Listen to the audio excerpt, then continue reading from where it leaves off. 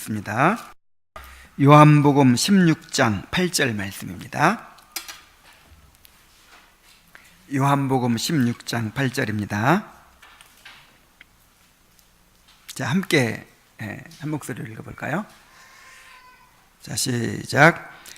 그가 와서 죄에 대하여, 의에 대하여, 심판에 대하여 세상을 책망하시리라.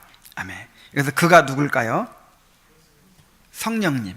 이제 예수님께서 보내실 보혜사 성령님을 가리켜요. 성령님이 오시면 죄에 대하여, 의에 대하여, 심판에 대하여 세상을, 이 구원받지 못하고 있는 사람들을 책망해 주신다. 각성을 시켜 주신다. 이제 그런 뜻입니다. 우리가 지난 시간에 존 번영과 철로역정을 소개할 때 철로역정이 얼마나 역사적으로 성도들에게 사랑을 받아온 책인지를 말씀드렸습니다. 그런데 이 철로역정이 우리 성도들에게도 정말 사랑을 받고 있는 것 같아요. 이미 다들 이 책을 읽었죠. 그리고 해설 써도 읽었어요. 심지어 북스터디를 하기도 했어요. 그런데 이번에 다시 철로역정을 또 강독한다고 하니까 다들 너무 좋아하는 거예요. 에이, 그거 다 했던 건데 왜 또 합니까? 그럴 줄 알았더니 다들 너무 좋아하는 거예요. 어떤 자매는 철로역정을 정기적으로 반복해서 읽는데요. 내 자신을 다시 발견하고 이렇게 또 영적인 그런 각성을 또 갈망할 때마다 다시 한 번씩 이렇게 읽는다고 그러더라고요. 그리고 또 어떤 형제는 신학을 전공한 바 있는 안모 형제는 자기가 이 철로역정 읽어보니까 경건서적 중에서 이만한 책이 없더라. 이걸 오래전에 그렇게 얘기했어요. 야, 그래서 놀랬어요. 나는 그냥 그렇게 못 느꼈는데, 이야, 이걸 정말 깊이 그렇게 봤구나. 그런 생각을 했어요. 자, 왜 이렇게 철로역정을 사람들이 좋아할까요? 무슨 심오하고 어려운 내용이 있는 것도 아니고, 또 어떻게 보면 너무 단순하고 쉬운 그런 동화책 같기도 하고 한데, 왜 이렇게 철로역정을 사랑하는 것일까요? 저는 철로역정이 바로 우리의 이야기이기 때문이라고 생각을 합니다. 철로역정에 우리의 신앙 여정이, 우리의 신앙 체험이 그대로 담겨 있어요. 크리스찬이 회심하는 과정, 그가 천성에 이르기까지 겪게 되는 모든 그런 시험과 고난과 여러 가지 과정들이 정말 깊은 공감을 갖게 만들고 또 교훈을 얻게 만들고 또 우리로 하여금 하나님을 바라보고 또 우리의 갈 길을 바라보게 만들기 때문입니다. 아직 은혜를 깊이 체험하지 못한 사람도 이 책을 통해서 기독교 신앙이 무엇인지, 그리스도인의 삶이 무엇이고 그런 참된 체험이 무엇인지를 깨닫게 해줍니다. 이번에 또 우리가 함께 철로역정을 읽어가면서 큰 유익을 얻게 되길 바랍니다. 저는 갈수록 느끼는 것이 뭐 많은 훌륭한 설교를 듣고 훌륭하던 강의를 듣고 많은 지식을 얼마나 많이 이렇게 접하느냐, 이게 중요한 게 아니고 정말 우리 마음이 중요한 것 같아요. 하나님 앞에서 정말 은혜를 갈망하는 마음, 그리고 공동체가 함께 그것을 함께 기도하면서 함께 추구하면서 함께 나누면서 그렇게 겸손하게 배워가는 그런 태도가 제일 중요한 것 같아요. 자, 이런 것이 없이 그냥 지식만 막 늘어가는 것이 무슨 유익이 있겠어요. 그래서 이번에도 정말 그렇게 하나님 앞에서 은혜를 사모하고 내가 이렇게 정말 은혜를 받기 원합니다 하는 마음을 가지고, 그리고 또 우리 공동체가 함께 이렇게 이제 이것을 살피고 또 공부해 간다 하는 마음으로 그렇게 적극적으로 참여해 주시기를 바랍니다. 자, 이제 진짜 시작합니다. 이 존 버년의 첼로 역정은 한 죄인이 영적으로 깨어나는 모습을 묘사하는 것으로부터 시작됩니다. 천국에 이르는 순례의 길은 자신의 죄와 비참의 상태를 깨닫고 회개하는 것으로부터 시작하는 것이죠. 이러한 영적인 각성이 없이는 참된 그리스도인이 될 수 없습니다. 그런데 오늘날 이런 죄에 대한 각성이 사라졌어요. 왜냐하면 바른 복음이 전해지지 않고 있기 때문이죠. 정말 사람들의 구미에 맞는, 사람들에게 아첨하는 그런 왜곡된 복음이 전해지고 있기 때문에 정말 진정한 죄에 대한 각성이 없고, 그런 죄에 대한 각성이 없으니까 참된 회심이 없어요.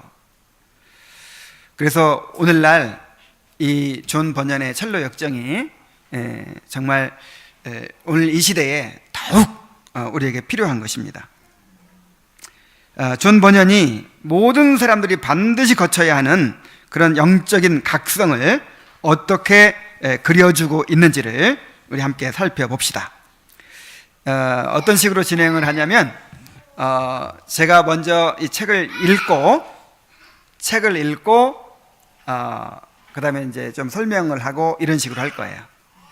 자, 오늘은 37페이지부터 40페이지까지만 읽을 텐데 먼저 한번 읽어보겠습니다. 1. 저자의 수감과 꿈. 자, 여러분들은 눈으로 따라서 이렇게 읽으시면 됩니다.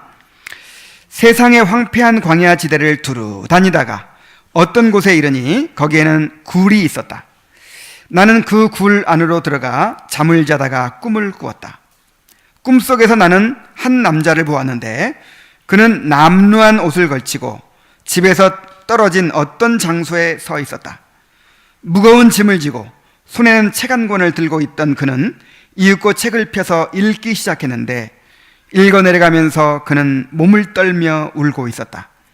그러더니 마침내 더 이상 참을 수 없다는 듯한 슬픈 목소리로 어찌할까라고 부르짖었다.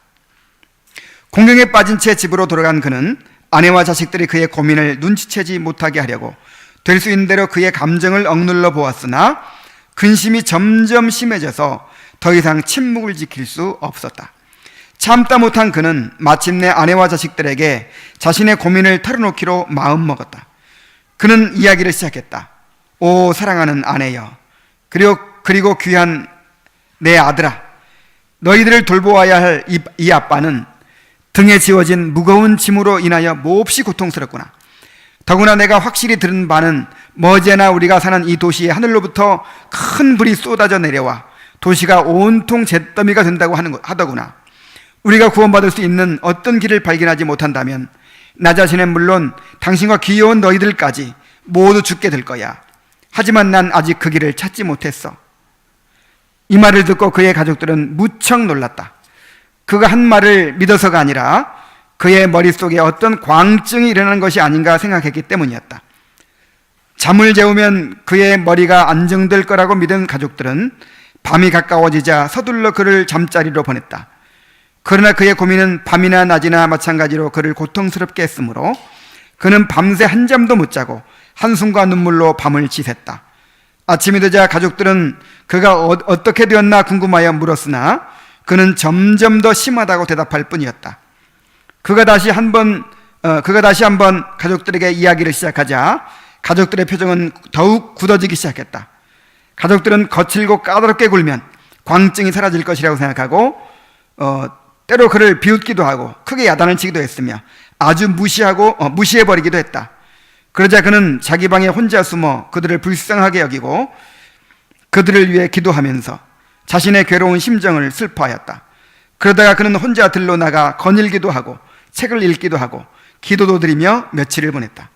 어느 날 여전히 들을 거닐며 책을 읽고 있던 그는 갑자기 크게 낙심하여 예전과 마찬가지로 내가 어떻게 하여야 구원을 받을 수 있을까 하고 울부짖었다. 여기까지만 한번 살펴보겠습니다.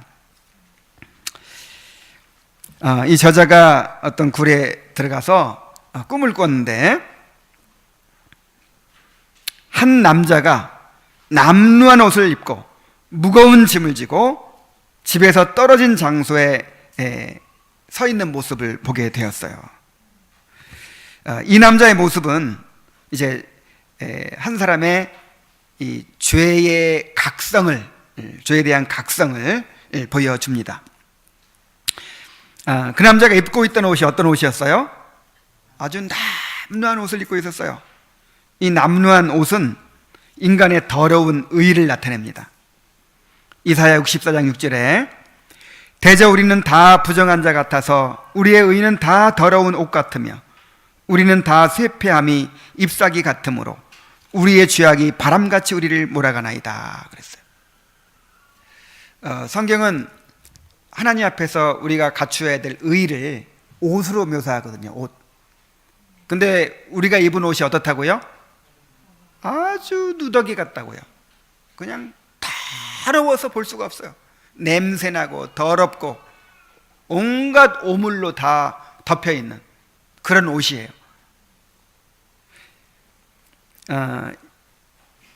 이것은 스스로를 바라보면서 그렇게 느꼈다는 것입니다. 자신의 의가 철저히 깨어지고 하나님 앞에 또는 사람들 앞에 내세울 것이 아무것도 없다는 것을 깨닫게 되는 것입니다. 여러분, 이것이 인간이 마지막으로 붙잡고 의지하는 어떤 그런 마지막 끈과 같은 거예요. 그래서 아무리 거렁뱅이라도 그래도 나는 뭐 이런 게 있어요. 나는 나다 뭐 이런 게 있어요. 근데 여기 깨져버리는 거예요. 그래도 나는 이렇다고, 누구보다는 낫다고, 뭐 나는 뭐 이렇다고 이렇게 할 말이 있잖아요. 항상 뭐 입만 열면 내 얘기가 딱 나오잖아요. 그런데 이 자신의 의가 어떻다고요? 누더기예요. 누더기. 정말 하나님 앞에, 사람 앞에 내놓을 수가 없는, 정말 할 말이 없는 그런 사람이 되는 거예요.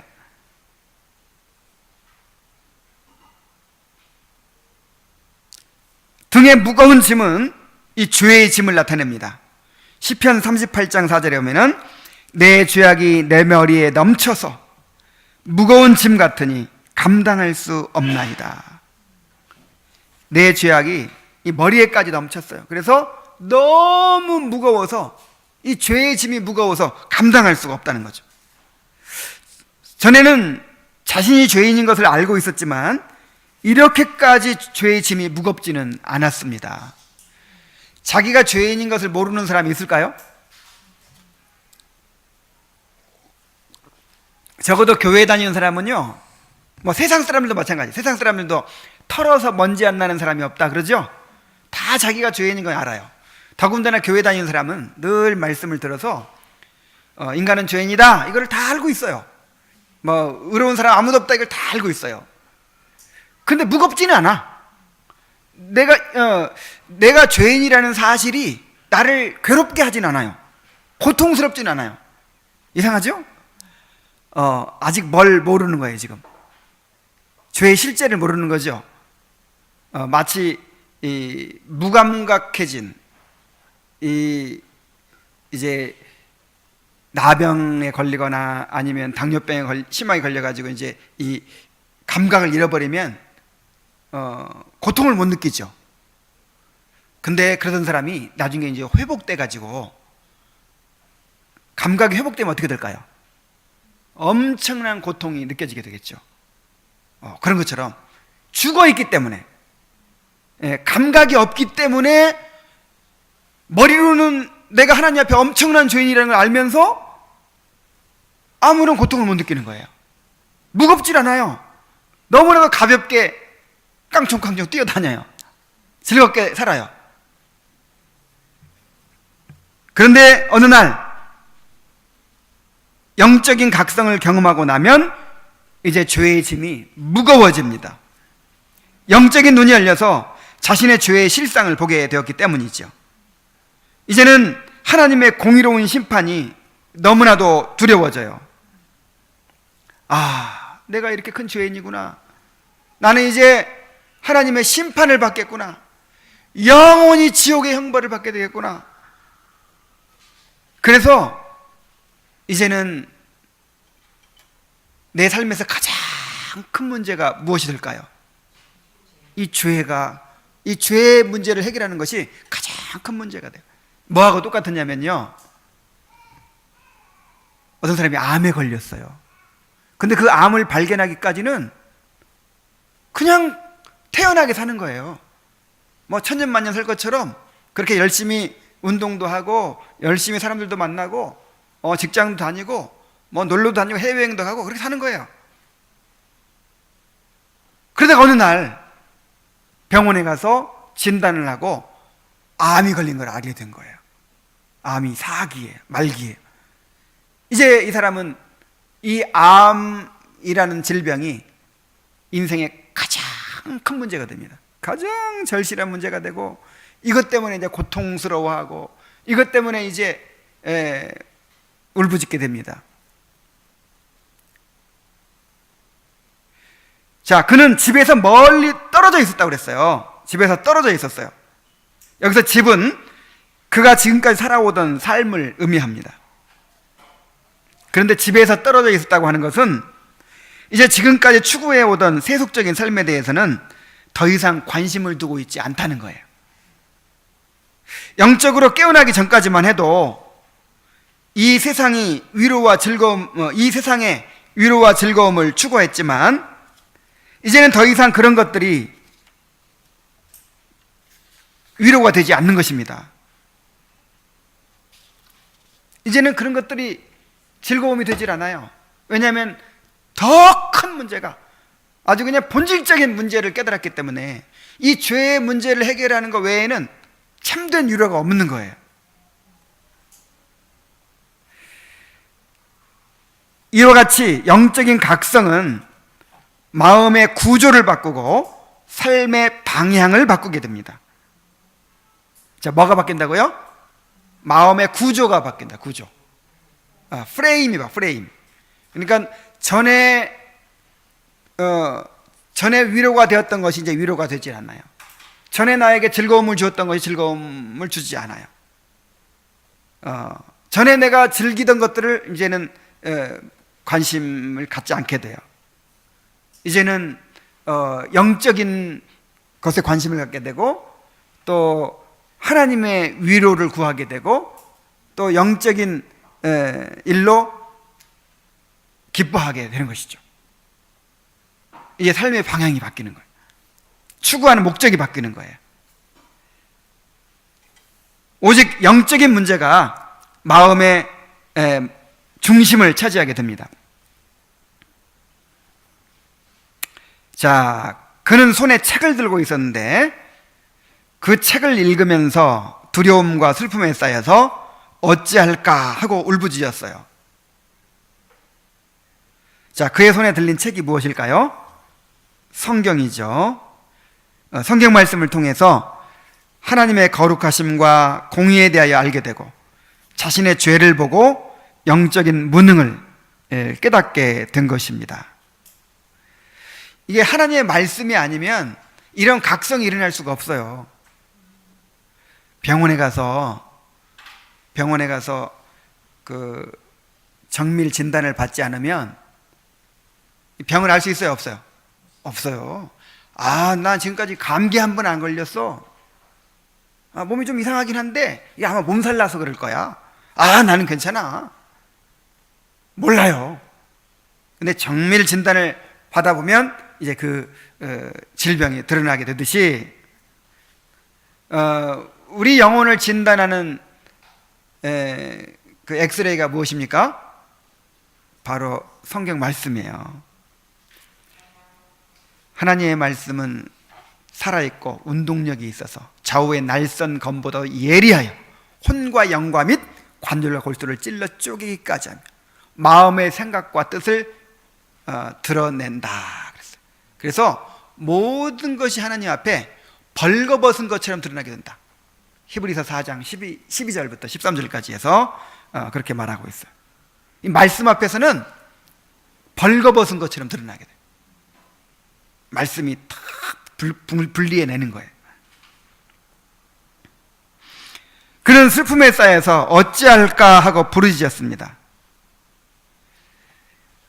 영적인 각성은 말씀을 통해서 지식이 증가되고 성령의 역사로 죄에 대한 책망을 받게 될 때 일어나는 현상입니다.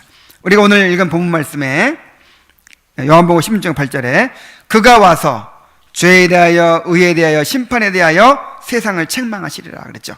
성령께서 죄를 깨닫게 하시고 책망하시는 거예요. 그래서 고통을 당하죠. 고린도후서 7장 9절로부터 11절에 보면은 이러한 근심, 이러한 고통이 얼마나 큰 축복인지를 알 수 있어요. 고린도후서 7장 9절 11절에 보면은 내가 지금 기뻐함은 너희로 근심하게 한 까닭이 아니요 도리어 너희가 근심함으로 회개함에 이른 까닭이라. 너희가 하나님의 뜻대로 근심하게 된 것은, 자, 하나님의 뜻대로 하는 근심이 있어요. 근심이 다 나쁜 게 아닙니다. 두 종류의 근심이 있어요. 하나님의 뜻대로 하는 근심이 있고 세상 근심이 있어요. 세상 근심은 하면 돼요, 안 돼요? 안 돼요. 근심이 생길 때마다 하나님께 맡기고 근심하지 말라, 염려하지 말라 그랬어요. 근데 하나님의 뜻대로 하는 근심은 없으면 돼요, 안 돼요? 안 돼. 반드시 있어야 돼. 계속 읽습니다. 하나님의 뜻대로 근심하게 된 것은 우리에게서 아무 해도 받지 않게 하려 함이라. 하나님의 뜻대로 하는 근심은 후회할 것이 없는 구원에 이르게 하는 회개를 이루는 것이요 세상 근심은 사망을 이루는 것이니라. 자, 세상 근심은 뭘 이뤄요? 사망. 자, 왜 세상 근심에 사로잡힐까요? 자, 이 하나님의 뜻대로 하는 근심은 이 죄로 인한 근심이죠. 네, 죄로 인한 근심. 세상 근심은 정말 이걸 보지 못하기 때문에, 나의 그 죄와 비참을 보지 못하기 때문에 이제 이 세상 것들을 바라보면서 근심하는 것이죠.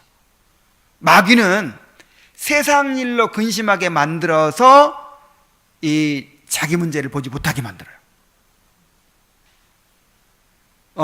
여러분 생각해 보세요. 지금 막 무슨 돈 문제, 무슨 뭐 사람 뭐 자식 우리 애가 성적이 떨어졌느니 올랐느니 해가면서 뭐 남편이 나를 사랑하느니 안 사랑하느니 해가면서 뭐 누가 나를 뭐 상처 줬느냐 하면서 막 그런 세상 일에 막 빠져 있고 막 거기에 근심하고 스트레스 받고, 자, 이러고 있는 사람이 영적인 문제에 관심 갖겠어요, 안 갖겠어요? 관심이 없는 거예요, 관심이. 그래서 마귀는 그냥 세상 근심을 하게 만듭니다.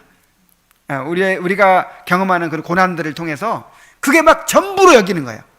막 나는 이거 아니면 나는 행복해질 수 없어. 나는 이 문제가 해결 안 되면 나는 살 수 없어. 막 이렇게 만들어요. 이거를 본질적인 문제인 것처럼 붙들게 만들어요. 그러면서 뭘 놓쳐요? 진짜 중요한 걸 놓치게, 진짜 본질을 놓치게 만들어요. 그래서 세상 근심은 뭐에 이른다? 사망. 그래서 그냥 걱정하고 근심하다가 어디 가요? 지옥 가요. 그러나 하나님의 뜻대로 하게 한 이 근심이 너희로 얼마나 간절하게 하며 얼마나 변명하게 하며 얼마나 분하게 하며 얼마나 두렵게 하며 얼마나 사모하게 하며 얼마나 열심히 있게 하며 얼마나 벌하게 하였는가. 야, 하나님의 뜻대로 하게 하는 근심이 이렇게 좋은 거네요. 그죠? 이렇게 좋은 거야. 그래서 하나님의 뜻대로 하게 하는 근심을 경험해야 은혜를 받는 거예요. 왜 그러냐면 간절하게 만들기 때문에, 또 변명하게 만들고 분하게 만들고 죄에 대해서 막 미워하고 분노하게 만든다는 거죠. 두렵게 만들고, 사모하게 만들고, 열심히 있게 만들고, 또 벌하게 만들고. 이 벌하게 만든다는 건 이제 이제 교회적인 표현인데, 교회에서 죄를 징계하게 만든 것이죠. 자기 개인적으로 적용한다면 이제 스스로 벌을 주는 거죠. 그걸 끊어버리는 거죠. 자, 하나님 뜻대로 하게 하는 근심이 없으면 이런 일이 일어나요, 안 일어나요? 일어날 수가 없어요. 그래서 정말 이렇게 자기의 죄를 보게 되고, 그 죄로 인한 성령의 책망을 받고, 그 다음에 근심하고 고통하고, 참 이렇게 되는 것은요, 이건 성령의 역사예요. 정말 이거는 귀한 일입니다. 이런 사람이 내가 어찌할까 하면서 천부여 의지 없어서 주 앞에 나옵니다 하면 나갈 거 아니에요. 자, 은혜의 역사는 이렇게 영적인 잠에서 깨어나는 것으로부터 시작됩니다. 근데 이런 것이 없는 사람은 아직 뭐 하고 있는 거야? 영적으로 죽어 있는 거예요. 영적으로 죽어 있으니까, 깊은 잠에 빠져 있으니까, 그런 이 죄와 비참의 상태에 있으면서도 근심하지 않는 거예요. 참 이게 놀라운 거예요, 이게 사실은.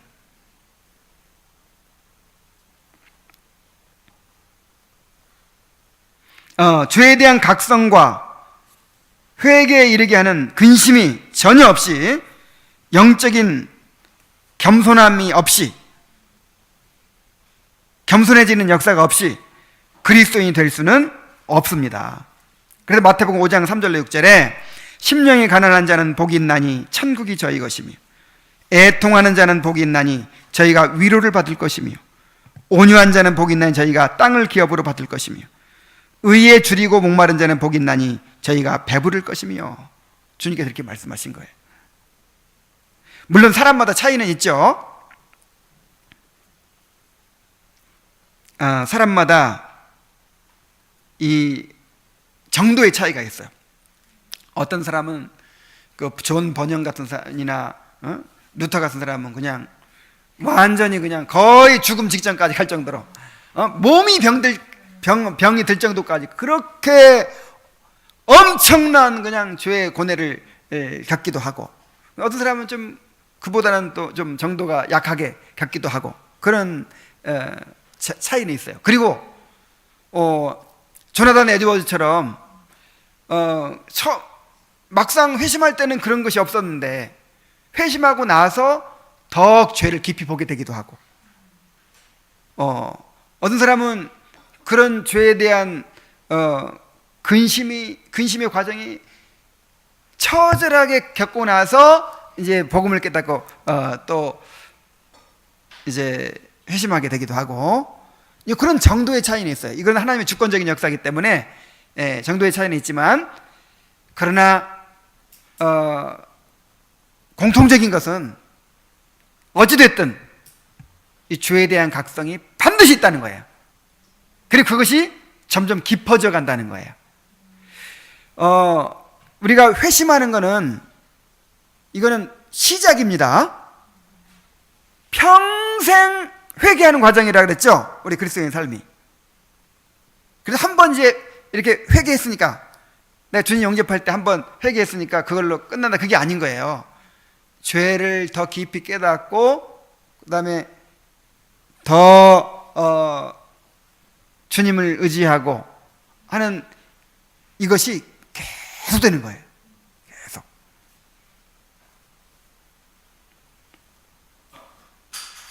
자, 이것은 바로 성령의 거듭나게 하시는 역사예요. 거듭나지 않으면 죄를 깨달을 수가 없고 회심이 일어날 수가 없습니다. 그러나 이제 거듭남의 시점은 우리가 알 수 없어요. 왜냐하면 거듭남은요, 우리의 잠재 의식 속에서 일어나는 일이에요. 우리가 전혀 의식하지 못하는 사이에 성령께서 우리를 살리시는 거거든요. 그래서 거듭난 사람은 반드시 어떤 결과로 나타날까요? 회심하게 돼요. 회심. 그래서 거듭남과 회심은 손의 양면과 같아요. 거듭남은 하나님의 주권적인 역사고, 물론 회심도 주권적인 역사인데 회심은 우리가 의식을 할 수가 있어요.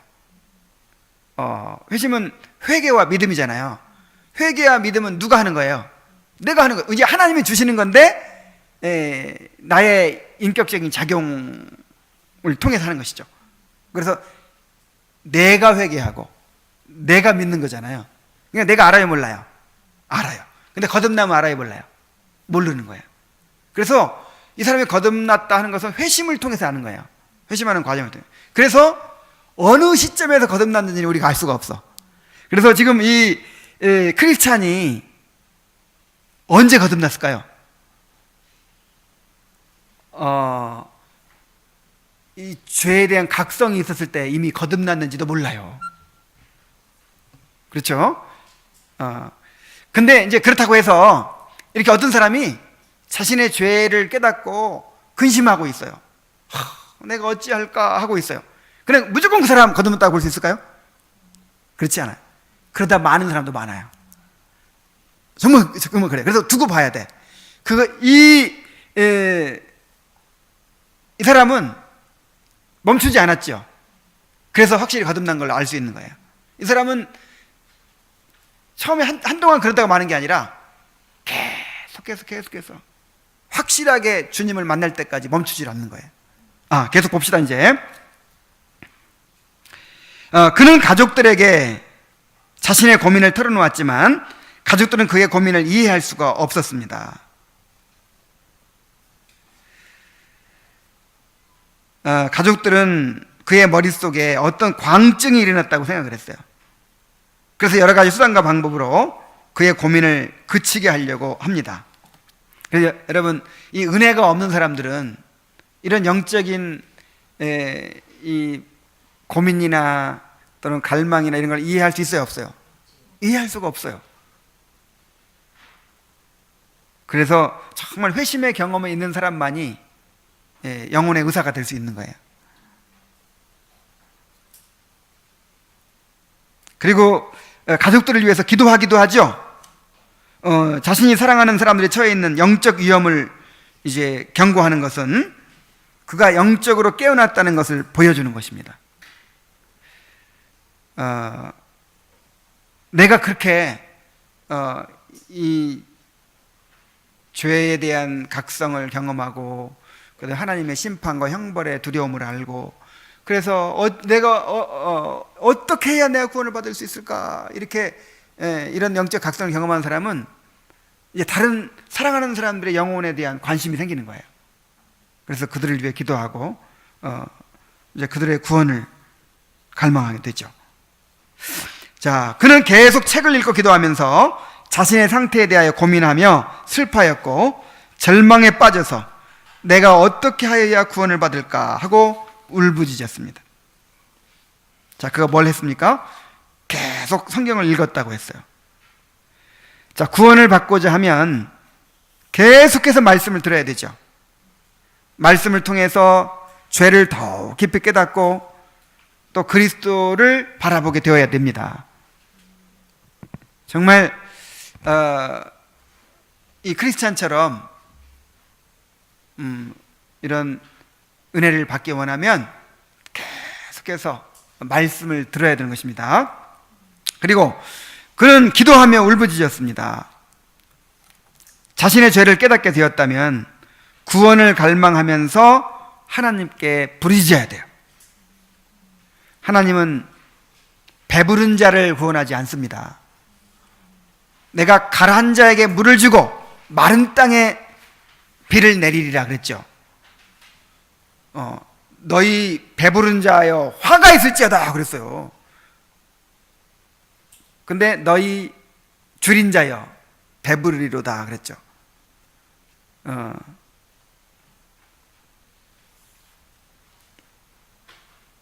하나님께서 성령을 통해서 우리 자신의 죄와 비참의 상태를 깨닫게 하시는 이유는 우리로 하여금 하나님께 나아가 부르짖게 하시는 것입니다. 그래서 나를 구원해 달라고, 내게 은혜를 베풀어 달라고 그렇게 구해야 되는 거예요. 정말 기도가 얼마나 중요한지를 우리가 그동안 계속 배워왔죠. 그래서 하나님의 말씀을 통해서 약속하신 것을 무엇을 통해 받는다? 기도를 통해서 받는다. 부르짖게 돼 있어요. 이건 영적인 본능이야.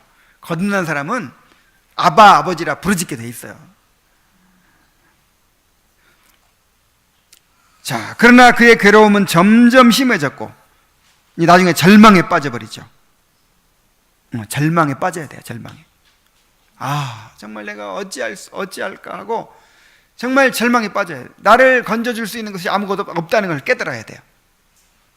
근데 아직 세상 즐거움을 붙잡고 그걸로 위로받으려고 하고 아직 다른 붙잡을 것이 많아요. 아직 때때로 좀 이렇게 근심이 되기도 하고 두려워지기도 하고 내가 이대로 있어서는 안 되겠다 이런 마음도 드는데, 근데 이제 그 마음을 없애줄 수 있는, 위로해줄 수 있는 세상 것들이 너무 많은 거예요.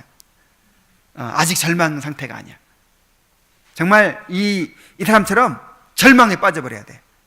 그때 이제 하나님의 은혜의 역사가 시작되는 것입니다. 그의 괴로움이 점점 심해진 것은 성령의 역사를 통해서 죄에 대한 각성이 점점 깊어지게 되었기 때문입니다. 자, 이를 통해서 그가 진정으로 거듭났다는 것을 알 수 있죠? 많은 사람들이 자신의 죄를 깨닫고 영적인 갈망을 가졌다가도 언제 그랬느냐는 듯이 금방 잊어버리는 것입니다. 이것이 성령의 내주하시는 역사가 없다는 증거예요. 전에 있던 교회에서도 이런 각성의 그런 표지들이 많이 나타났어요. 나 지금까지 내가 이렇게 안일하게 살았는데 내가 이렇게 죄인이라고 그렇게 이런 사람들이 많이 있었어요. 그런데 나중에 그래서 이제 이 사람이 정말 하나님 은혜를 경험하고 있구나 하고 나중에 이제 이 교제를 해보면 지금은요 아무렇지도 않아요. 지금 관심도 없어요. 지금 바쁜 일이 생겨서요. 이거 얼마나 실망이 되든지. 그래서 이 존 플라벨의 은혜의 각성을 보면은 이것은 이 내주의 역사가 아니라는 거야. 성령께서 어떤 외적으로 어떤 이렇게 역사를 하신 거죠. 일시적으로. 정말 성령이 우리 안에 들어오셔서 우리 안에 그런 마음의 구조를 바꾸고 어떤 방향을 바꾸고 영적으로 잠들어 있는 우리를 깨우시고 이런 게 아닌 거예요. 그냥 일시적으로 그렇게, 그것도 성령의 역사는 성령의 역사예요. 어떤 은사라든지 어떤 도우시는 역사라든지 어떤 감동을 주신 이런 것을 순간순간 체험해요. 인간 본성의 작용이 아니라 성령에 의해서 깨닫는다니까요. 그러나 그렇다고 해도 지켜봐야 돼. 일시적이야. 지속되지 않아요.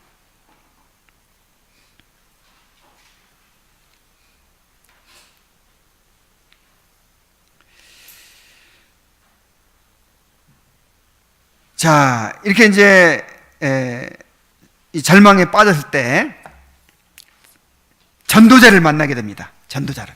한번 또 읽어봅시다. 38페이지 이제 밑에 부분 봅니다. 내가 또다시 보니 마치 어디로 떠나버리고 싶은 듯이 그는 여기저기를 두리번거리더니 갈 곳을 정하지 못했는지 그냥 그 자리에 서 있었다. 그때 전도자라는 이름을 가진 사람이 그에게로 다가오더니 당신은 왜 울고 있습니까? 라고 물었다. 그는 이렇게 대답했다. 선생님, 제가 손에 들고 있는 이 성경책을 읽어보니 저는 언젠가는 죽을 수밖에 없고 죽은 후에는 심판을 받게 되어 있습니다. 하지만 저는 죽기도 싫고 심판을 받기도 원치 않으니 어떻게 하면 좋을까요? 그러자 전도자가 말했다. 이 세상의 생활은 여러 가지로 악으로 가득 차 있는데 무엇 때문에 죽기를 꺼려하는 겁니까? 하고 물으니 그는 제 등에 지워진 이 무거운 짐이 나를 무덤보다 더 낮은 곳으로 떨어뜨려 저 토펫, 이제 지옥을 의미하죠. 토펫으로 빠뜨리지 않을까 두렵기 때문입니다. 저는 감옥 생활도 감당하지 못할 터인데 더군다나 심판을 받고 무서운 형벌을 당하는 것을 어찌 견디겠습니까? 이런 일들을 생각하니 자꾸 눈물이 나옵니다 라고 하였다. 그렇다면 왜 그렇게 멍하니 서 있는 겁니까? 라고 전도자가 다시 물었을 때 그 사람은 대답했다. 어디로 가야 할지 몰라서 그럽니다. 그러자 전도자는 양가죽으로 만든 두루마리 하나를 그에게 주었다. 거기에는 임박한 진노를 피하라고 적혀 있었다. 이 글을 읽은 후 그 사람은 전도자를 주의 깊게 바라보며 어디로 떠나야 할까요? 하고 물었다. 전도자는 손을 들어 저쪽으로 뻗은 넓은 광야를 가리키면서 저쪽에 있는 좁은 문이 보입니까? 하고 물었다. 안 보이는데요? 하고 그 사람이 대답하자 전도자가 다시 물었다.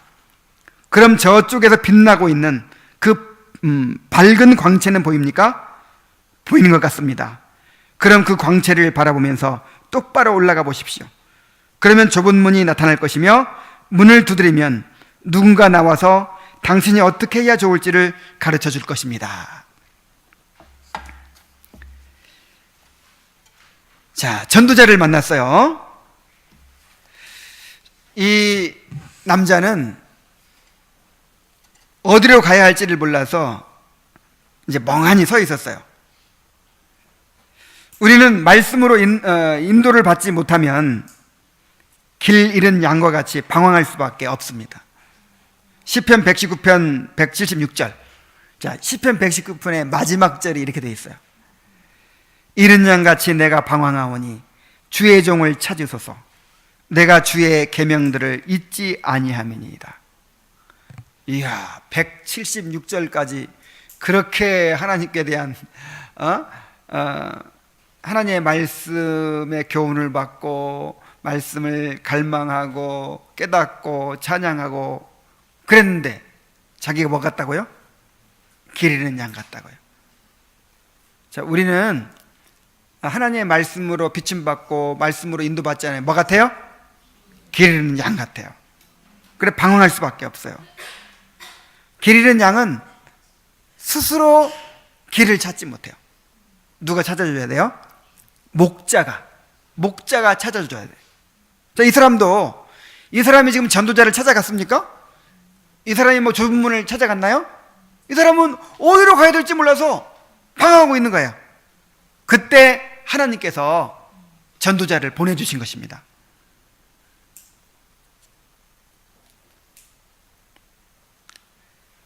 전도자는 하나님의 말씀을 전하는 목사들을 가리키죠. 하나님은 전도자들을 세워서 생명의 말씀을 전하게 하셨습니다. 고린도전서 1장 21절에 보면은 하나님의 지혜에 있어서는 이 세상이 자기 지혜로 하나님을 알지 못하므로 하나님께서 전도에 미련한 것으로 믿는 자들을 구원하시기를 기뻐하셨도다 그랬어요. 무엇으로? 전도에 미련한 것으로. 여기서 말하는 전도는 설교를 가리킨다 그랬죠? 밖에 나가서 아유 우리 교회 한번 와 예수 믿으면 복 받아 뭐 이런 게 아니고 하나님의 말씀을 선포하는 거예요. 하나님의 말씀. 그러므로 구원받기 위해서는 전도자들을 통해서 선포되는 하나님의 말씀을 들어야 합니다. 다른 길이 있어요, 없어요? 없어요. 반드시 선포되는 말씀을 통해서 인도를 받아야 돼요. 전도자는 그의 영적인 상태를 파악하고 말씀으로 안내를 해 주었습니다. 그런데 전도자가 먼저 그에게 어떤 길을 제시해 주기보다 질문을 합니다.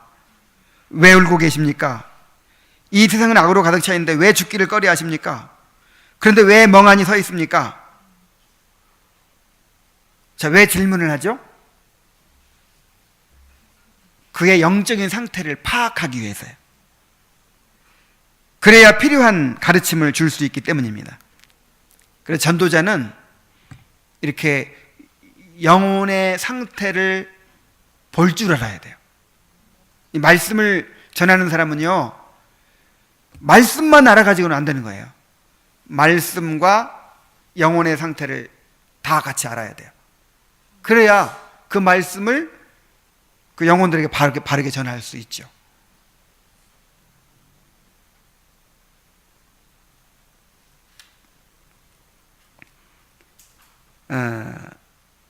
전도자는 양가죽으로 만든 두루마리를 줍니다. 이게 무엇이겠어요? 하나님의 말씀이죠.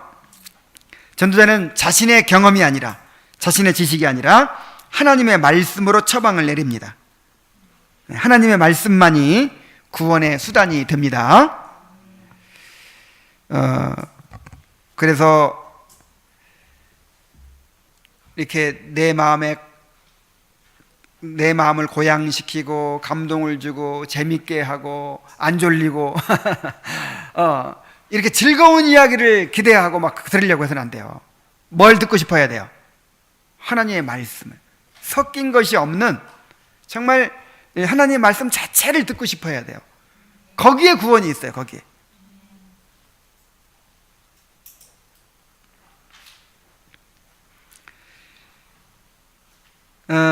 그 책에는 뭐라고 쓰여 있냐면은 임박한 진노를 피하라고 적혀 있었습니다. 어떻게 하라? 임박한 진노를 피하라. 죄인으로 하여금 구원을 위한 결단과 또 부지런함을 갖게 하기 위해서였습니다. 여러분, 우리가 구원을 추구할 때 정말 회심을 추구할 때 안일해져서는 안 돼요. 게을러져서는 안 돼요. 여러분, 내가 심각한 질병에 빠져 있는 거예요, 지금. 그래서 이대로 두면 곧 죽어요.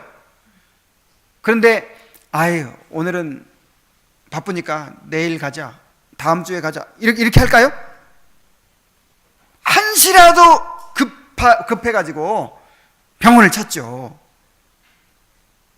미룰 수가 없는 거예요. 그래서 정말 영적인 각성을 하게 된 사람은 그냥 그 자리에 머물러 있을 수가 없는 거예요. 그냥 자기 하던 일 계속 하면서 아이고 나는 바빠가지고 요즘에 도대체 영적인 일에 관심을 둘 수가 없어, 이럴 수가 없는 거예요. 그리고 우리가 이제 죄의 길에서 떠나고자 할 때 마귀가 우리를 내버려둬요, 안 내버려둬요? 절대 안 내버려둡니다. 일단 우리의 육신 자체가 우리를 막 붙잡아요. 괜찮을 거야, 너 좀 더 바쁜 일도 있잖아, 혹시 이것이 사실이 아닌지도 몰라, 너 그러다가 망할 거야, 다른 사람 비웃음거리가 될 거야, 너 외톨이가 될 거야. 끊임없이 막 우리를 붙잡아요. 그리고 주위 사람들이 이 남자도 보세요. 가족들이 막 미쳤다고 하고, 그냥 너 왜 어디서 이상한 소리 듣고 와서 그런다고 하고 막 억지로 붙잡으려고 하고 막 그러잖아요. 그래서 이 보통의 노력 가지고는 안 되는 거예요. 야, 내일과 이제 한 3주간에 걸쳐서 우리 롯의 삶을, 이렇게 롯의 모습을 볼 텐데, 롯이 그 롯에게 준 메시지가 이거예요. 소돔성에 곧 불이 쏟아지는 거예요. 소돔성에 곧 불이 쏟아져서 멸망할 테니까 어떻게 하라? 피하라. 뒤돌아보지도 말고, 들판에 머무르지도 말고, 지체하지도 말고 피하라 그랬어요. 근데 롯은 지체해요. 왜 지체할까요? 그렇죠. 벌써 이게 다 읽어봐서 알아.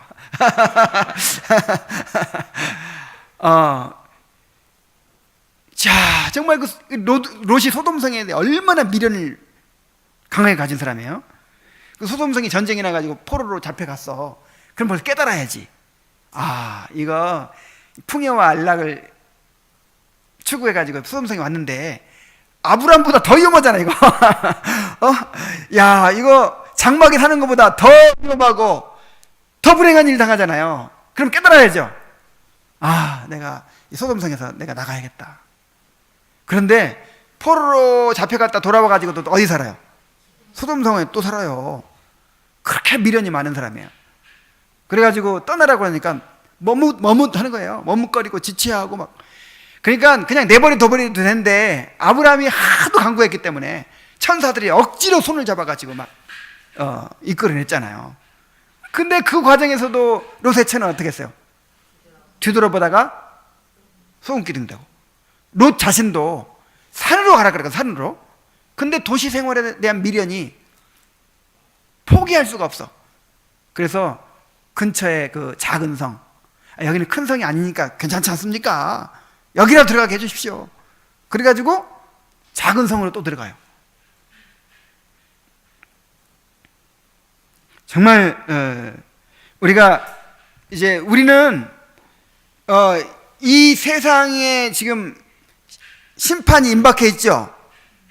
이미 이 세상은 하나님의 심판 아래 놓여 있는 거예요. 그럼 우리는 어떻게 해야 돼요? 빨리 피해야 돼요. 지금 피해 가는 거예요. 천성을 향해서 어서 빨리 피해 가야 되는데, 정말 우리 안에 롯이 있어요. 그 세상에 대한 미련이, 집착이 남아 있어가지고 자꾸만 머뭇거리고, 요즘에는 바빠가지고 영적인 관심을 쏟을 겨를이 없다는 거야. 어떤 자매가 그러더라고. 그런 얘기를 했대요. 그럼 도대체 언제 가질 건데? 아니 도대체 요즘 바빠서, 요즘 피곤해서, 요즘 그럼 언제? 그럼 언제? 에? 지금 당장 피하라는 거예요. 당장 임박한 진노를 피하라. 이것이 얼마나 중요한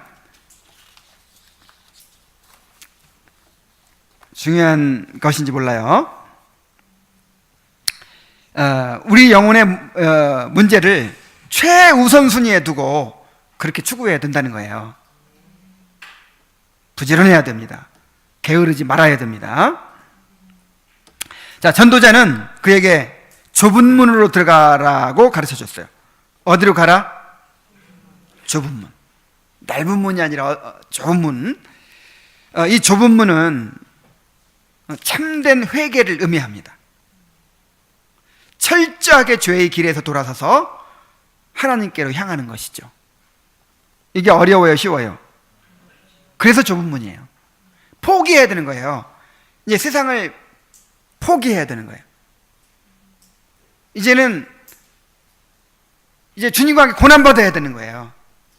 이제는 정말 하늘에 소망을 두고 그렇게 살아야 되는 거예요. 그럼 이 땅에서는 이제 사람들에게 조롱받고 고난, 핍박을 받겠죠. 그러니까 얼마나 어려워요. 그래서 아무나 가려고 하지 않겠죠. 그 길은 좁고 협착해요. 힘들어요. 그런데 어디로 가라고요? 너무 좁은데요? 너무 좁고 협착한데 좀 넓은 문으로 가면 안 됩니까? 안 됩니다. 반드시 거기로 들어가야 됩니다. 이렇게 가르쳐 주는 거예요.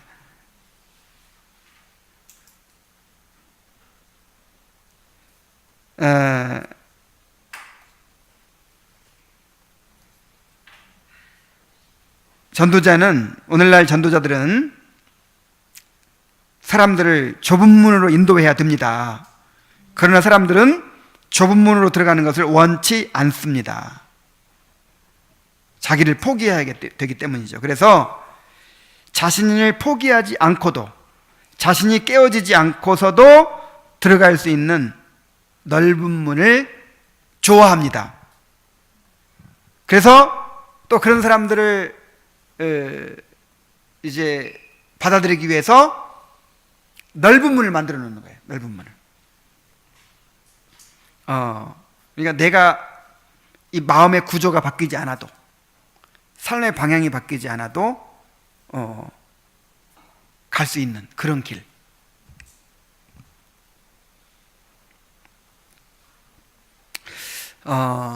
정말 정말 종교적이면서도 그렇게 교회 열심히 다니고 봉사 열심히 하고, 자, 그러면서도요, 그 세상에 대한 사랑이 그대로 남아있는 사람들이 너무 많아요. 너무 많아요. 그러니까 종교적인 옷을 입었죠. 옷을 입었는데 그 마음에는 기도 제목이 뭐예요? 그러니까 그 마음에는 내 죄를 깨닫고 회개하고 이 죄에서 멀어지는 거, 정말 하나님의 은혜를 갈망하는 요게 관심이 아니라 항상 세상적인 거야. 이것을 이루어 주시옵소서, 저것을 이루어 주시옵소서. 이걸 이루어 주셔서 나는 행복하다. 이걸 이루어 주셔서 감사하다. 포장만 그 종교의 옷을 입었지 그 내면의 마음의 구조는 그대로야.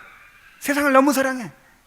그러니까 여러분 예수를 믿으십시오. 그러면 세상을 얻을 수 있습니다. 이게 오늘 복음이에요. 원래 주님의 말씀은 뭐예요? 나를 따라오려거든 자기를 부인하고 자기 십자가를 지고 나를 쫓으라. 세상을 십자가에 못 박고 나를 쫓으라 그랬죠. 근데 그럼 누가 오겠어요? 좁은 분이지. 너무 좁아. 그러니까 예수님 우리 사랑하십니다. 예수님 잘 믿으면 세상을 얻게 해주십니다. 이렇게 복음을 전한다니까요. 얼마나 넓어요. 얼마나 참 가기가 좋아. 그러나 사망의 길이에요. 어떤 길은 사람의 보기에 바르나 필경은 사망의 길이니라 그랬어요. 좁은 문으로 들어가라. 그 길은 좁고 협착하여 찾는 이가 적음이라. 그러나 생명으로 인도하는 문은 바로 그 문이라고 그래요. 좁고 협착한 문이라고 그랬어요.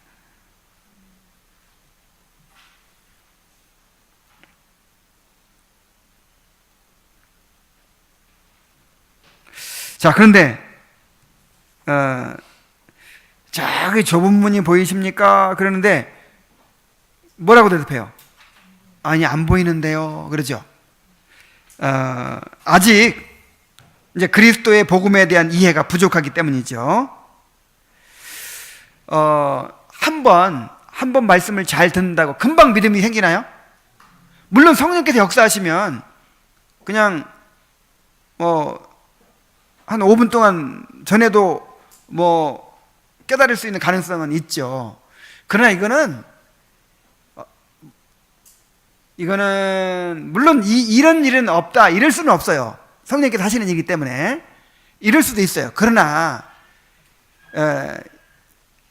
대개는 하나님께서 오랜 시간을 통해서 점차적으로 깨뜨리시고 변화시키십니다.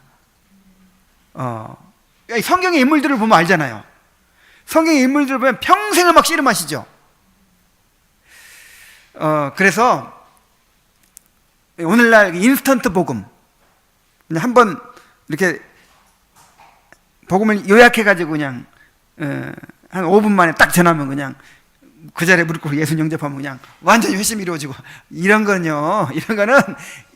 도식화해가지고 이렇게 하는 건 정말 잘못된 거예요. 그래서 아직 이제 복음에 대한 이해가 부족해서 좁은 문이 안 보이는 거예요, 이 사람에게. 그래서 이제 성령의 역사를 기대하면서 계속해서 말씀을 들어야 되죠. 그래서 전도자는 저쪽에서 빛나고 있는 광채가 보입니까? 물어보면서 그 광채를 따라가라고 합니다. 자, 그 광채가 무엇일까요? 바로 말씀의 빛입니다. 시편 119편 105절에 주의 말씀은 내 발의 등이요 내 길의 빛이니이다 그랬어요. 그러니까 전도자가 당장 죄짐을 벗을 방법을 가르쳐 주거나 또 그리스도의 구원에 대해서 막 그 자리에서 다 설명해 주지 않죠. 이 사람이 한꺼번에 다 깨달을 수 있어요, 없어요? 없다니까. 계속해서 말씀을 들어요. 계속해서.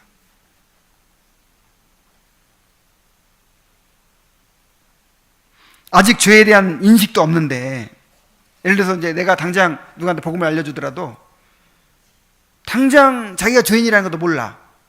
근데 예수님이 당신을 위해서 십자가에서 못 박아 죽으셨으니까 당신은 이제 죄가 용서됐고 이런 말을 이게 무슨 소용이 있겠어요? 그러면 오히려 더 이제 이렇게 구원파처럼 이제 더 막 확신을 가지고 안일해져 버릴 거 아니에요.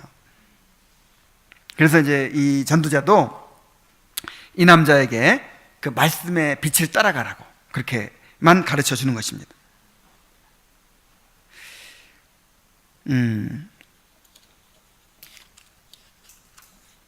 그래서 이제 이 남자의 그 철로 역정이 그 천성을 향한 순례의 길이 이제 시작이 됩니다. 이제 다음 주부터 본격적인 순례의 길을 가게 되는 거예요. 자, 오늘은 우리가 한 남자가 죄를 각성하게 되는 그런 장면을 우리가 살펴봤습니다. 자, 우리 교회 안에서 계속해서 바른 복음이 전파되고 진정한 회심의 역사가 계속 일어나게 되기를 바랍니다. 우리 다 같이 기도합시다. 은혜로우신 아버지 하나님,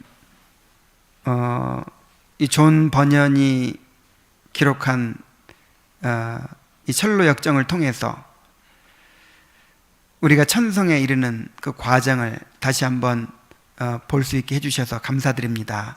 특별히 오늘은 이 죄를 각성하는 일이 어떤 것인지를 보여주시고 이것이 얼마나 중요한 것인지를 우리에게 깨닫게 해주셨습니다. 하나님 아버지, 우리 가운데서 이러한 일들이 계속해서 일어나게 하여 주시옵소서. 이미 죄를 각성한 사람들도 점점 그 각성이 깊어지게 하여 주옵소서. 바울 사도가 오호라 나는 곤고한 사람이로다. 이 사망의 몸에서 누가 나를 건져내랴. 내가 죄인 중에 괴순이라고 고백했던 것처럼 이렇게 우리 자신의 죄를 점점 더 깊이 보고 그렇게 함으로써 점점 더 주님의 은혜를 깨닫고 주님을 의지하게 될 수 있도록 인도하여 주옵소서. 계속되는 이 철로역정 공부에 함께 해주시고 이를 통해서 큰 은혜를 받게 하여 주옵소서. 예수님의 이름으로 기도하옵나이다. 아멘. 자, 마치도록 하겠습니다.